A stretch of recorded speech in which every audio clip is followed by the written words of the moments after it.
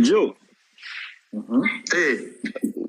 breaking news ni uko umutoza w'abazamu wa Rupopo arimo arakubita kabisa amazi ku izamu rimwe muri stade Amahoro. Baramucakiye arimo arashyiramo umugisha kuri Instagram ya Titi kabisa, arabipostinga Titi Kayishema, umutoza w'abazamu arimo arataha amazi kabisa, areba ariko ari heza agiye. imigenzo y'igipfumu of course ni ibintu byo kurwanya bigahagarara, ariko muri Afrika abantu barabyemera babyizeramo, urumva? So nubwo yakagombye kuba na topic, I don't think hari ikipe n'imwe yo muri Afrika utabisangamo. Birashoboka ko abayobozi bayo batabishyigikira, ariko usanga bashyiraho udukomite twabo ku ruhande, uyu muyobozi utabishyigikira ngo nyawe ntabimenye. Ngenza perezida bamwe batabyemeraga ibyo bintu, ariko bajyaga babwira abakinnyi babo ati niba mubyemera mubikorera iyo ngiyo, ntabwo ushaka ko mubikorera imbere yanjye, urumva? So ashobora kuba atabyemera, ariko kubera ko abantu uyoboye babyizeramo. None se reka kubaza, ikipe waba wayikorera kare, wayikoreye ibintu byose, abantu bakakubwira ati ariko rero perezida nubwo wakoze ibi byose, niba ntaho tutagiye kumukurambere ibintu bishobora kugenda nabi, ntuze kuturenganya. Uwo waba wananirwa kubashyigikira muri ibyo bintu kandi ushaka gutsinda. ndifashe ariko ntabwo ngewe reka hagati aho ngaho mbyemera nabikore ko ntabyo najyamo. Hari abaperezida batabyemera, ariko bavuga ati mubikorere iyo ngiyo, kubera yuko abakinnyi benshi ba football especially aba baturuka hanze ni ibintu bizereramo, urumva? Wabigenza gute, wakora iki, ntabwo babireka, urumva? Bimeze nk'aho umuntu w'umurokore udashobora kuva mu rugo adasenze.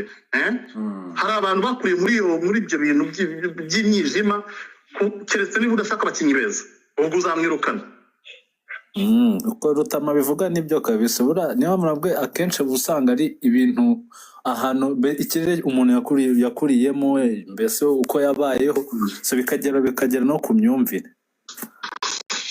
ikintu byigeze bigufata se ujya gukina nk'ahantu kumva ko nigeze kubona Kenise bakinnyi bigeze kujya ahantu barangije bararuka mu Bugesera, byarabaye ajya ikibazo cya stoke baroze ubwo umuntu yaruka.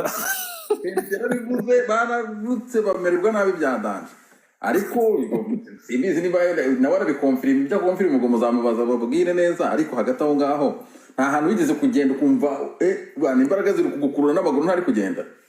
Oya, ahubwo gihe kigeze kumbaho, ariko nigeze kujya kwa kundi muri match, yari match ya Rayon Sport na APR mu Mahoro, yari derby yanjye ya mbere kabisa.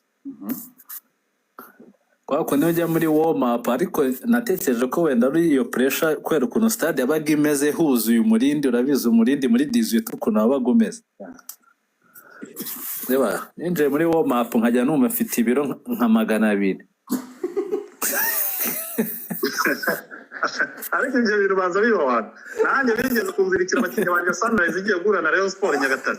Uri buka match twakaniye Theo ndayibuka twakaniye abakinnyi bava muri vestiaire bavuga ati kuri iki kibuga cy'igitaka Rayon Sport niyo yakora ikirangiye haba ari icyo gera abandi bose Rayon Sport ifite ba Savio, ba Piero, yari komeye cyane, ariko still nawe nabonaga ko badutsindira. Wallahi minota 10 nabonaga abakinnyi banjye batavaho bati yewe tubona abakinnyi bagenda Rayon Sport bavuga gira Fisto wumva kandi nk'ikintu kigukurura. Numvaga mfite ibiro byinshi, no muri warm up nkumva mfite ubunebwe. Wareba stade rero kuno hino cya stade batarayivugurura Amahoro, mbere batarayivugurura yabaga iri gutitira deliberayize. Ari ndavuga ati none reka nze mfuro byange, iyi stade yose irangurukana. Ngeraho njya muri vestiaire nkwa za energy, ndavuga atari kuko byagenda kose tu ni derby yanjye ya mbere, kuko ira derby iyo itakwirukanishaga yagurishaga kontra nshyashya. Ndavuga ati rero hagati muri aho ubwo ibiri bumbeho ndakira ibyo ngibyo. Ariko niyo match ya mbere nziza kabisa, navuze ati se bwari ubwoba nuko ari derby yanjye ya mbere. Sinzi Ive natubwire niba nawe nta kintu cyamushikuye cyangwa nk'ikinyoni cyaguye mu izamu. Ntabwo wagiye no gusangamo ibintu. Bashobora kuba babi ari ibintu bakorera ku mpande. ariko ibyo bibazo by'abakinnyi benshi tuba tubihuje byo kujya mu kibuga ngicyo oya byo kujya mu kibuga nyine bitewe na pressure. Hari ukuntu pressure izamuka noneho ukahita wumva nimba nabyita nka tension y'umutima hari nyine ukahita wumva umubiri uraremerewe par rapport n'ibintu ugiye gukora, ugatangira gutekereza ibintu biri kure, ukavuga se wa mugaye ninsindisha stade biragenda bite. Ariko nkuko Rutamara bivuze, ibyo ngibyo ni ibintu abantu bemerera ari benshi cyane cyane muri Afrika. Nk'ubu ngubu urebye nk'urugero nka za Maroc ni ibihugu biba biri hejuru cyane mu mupira, ariko ejo nabonye ukuntu birukangana isume ya Mendy. Hari abakinnyi bari professionnel. Urumva rero ni ibintu mu bihugu byinshi cyane byo muri Afrika iwacu, kubera imitegurire yacu busanga iri hasi. Nka biriya bintu ntiwabikora ku muzungu ahita akabona ko n'ubundi uri umusenzi sana, akavuga ati nujya kwita kuri isumeye akahita abona ko uri hasi akagutsinda byoroshye. So nta hantu nigeze mpura nabyo mvuge ngo barabinteye cyangwa ngo muhe n'igintu mu runaka. Oya, nizamu kumva impumuro idasanzwe ibintu nk'ibyo aya ibintu by'impumuro kanaga kuri stade regari ibintu nabonaga nanjye kandi ibyo by'impumuro byo nanjye nabihamye. Nigeze kujya muri vestiaire ya Yanga igiye gusohoka,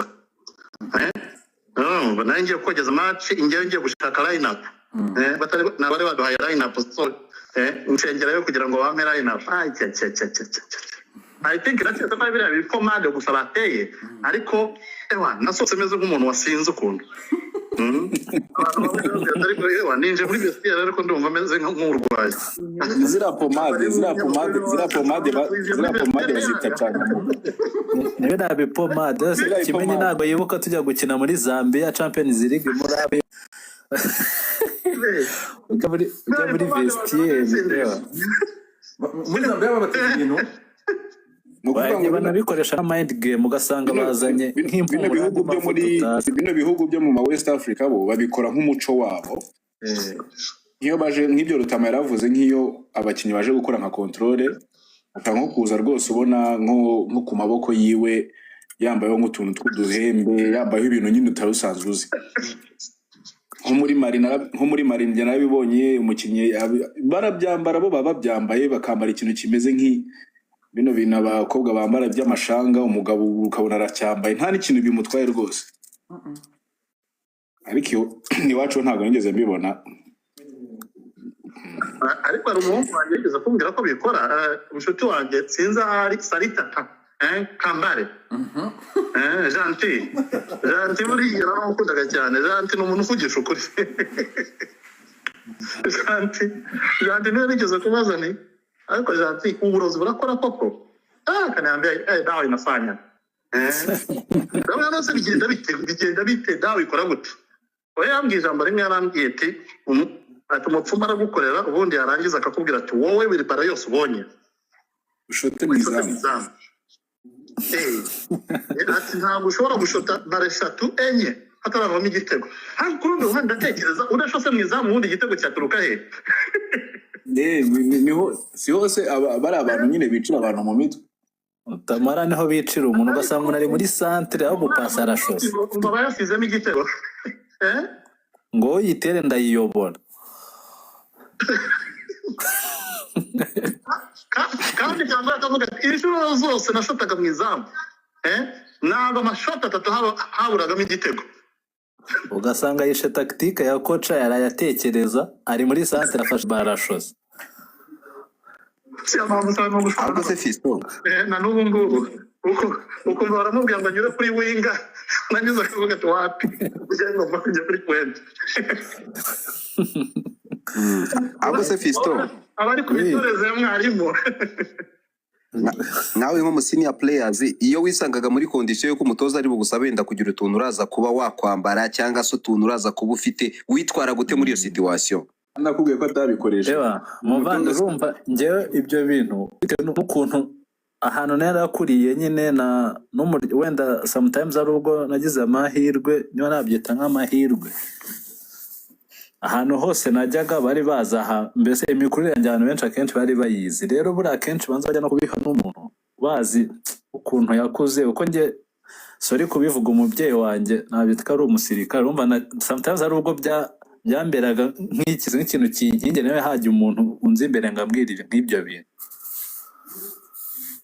nta mutoza njye wigeze unzi imbere ngo amutuntu ngo ntukinisha wapi kabisa ariko wenda siniya kimenyo yagiye dukoreshaho muri ibyo by'abapfumu ndashaka umbwire icyo kintu ngeze n'amahirwe iriya match ya Yanga ya Returu ukacenga barabade kanseri kuriya wari uri Rutamo ntabwo uzi ko buriya yari Mbuyi wari umfashe uzi ko Mbuyi igeze kuva muri APR ajya Dar es Salaam ndabyibuka Yanga yari ikomeye Yanga yari ikomeye kirangiye yari imeze nabi ukuntu yagendaga wanje wa Mukapa yaragendaga bavuga ati si ibintu birashoboka ako mu magambo make nyine iriya match sinzi ukuntu Mbuyi yabanje no kunkandagira ikirenge kubera ukuntu nanjye urumva nanjye ngifite akabaraga nk'urubyiruko ngenda akasa nshaka kuzamura izina Mbuyi yabanje kunkandagira no muri cheville none kwa kundi nyine umukinnyi abanza akakwentimida kugira ucike intege ndavuga ati ariko nanjye nagufanaga i Kigali ariko aha byarangiye turarwana mpaka match irangiye nagiye gukinira ya match muri underdog Yanga cyane ifite abanyamahanga beza stade yuzuye match itangira mu mfite bamukubika bara biraryoha cyane iyo ikipe iri underdog hakaba hari umukinnyi ugaragaje umupira wose wasa nkaho bawuhengekera kuri uwo mukino cyakora byose n'igihe yacaga ubwo bagenzi bawe bose batangira kohereza imipira iwawe kuko noneho ntabwo uzi ibintu byawe muri iriya match hari ukuntu batera baro ukagirira reni narindiraga kirenga nkabona nirenga ariko buriya ari ikintu cyaniryoheraga cyari ugukina ku kibuga cy'ubwatsi buri kibuga cy'ubwatsi kiraryoha uba mufite imbaraga babaga bamenyemo amazi wirekura ugenda kabisa abana benshi bafite natural talent bashaka ibibuga bitabagora ndabyibuka kabisa haciyemo n'igihe ahubwo cyakurikiyeho haza tukina nabwo na Simba ariko yo yari muri champion yari muri Kagame Cup sekavuga baraza muri kiriya gihe bitewe n'umupira wari uzi hari muri fanzeri n'umwe wumvaga ko yagufata iri kuzamuka kuri ufite confidence umva ko nyine uri unstoppable nta muntu wakwitambika imbere bari ku kirenge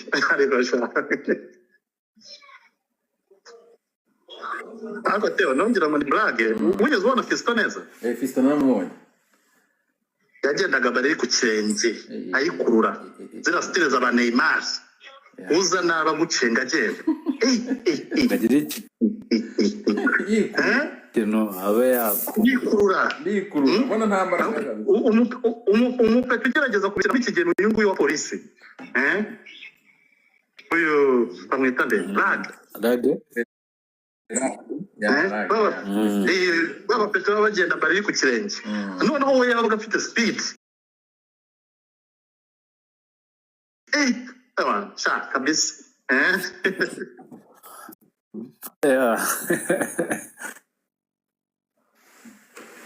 Rag.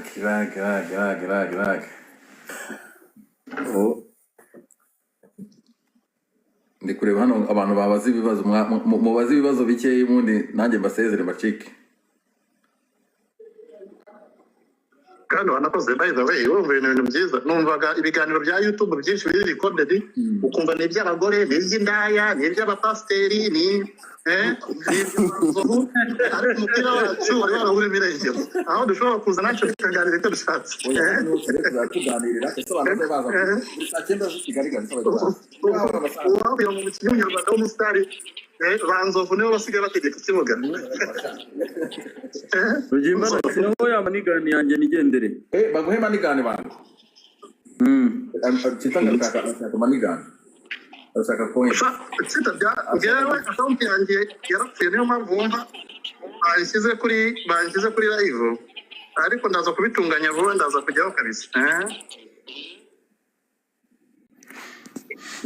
tunyuze no muri welcome kabisa welcome sana Patos, thank you Patos. nakoze cyane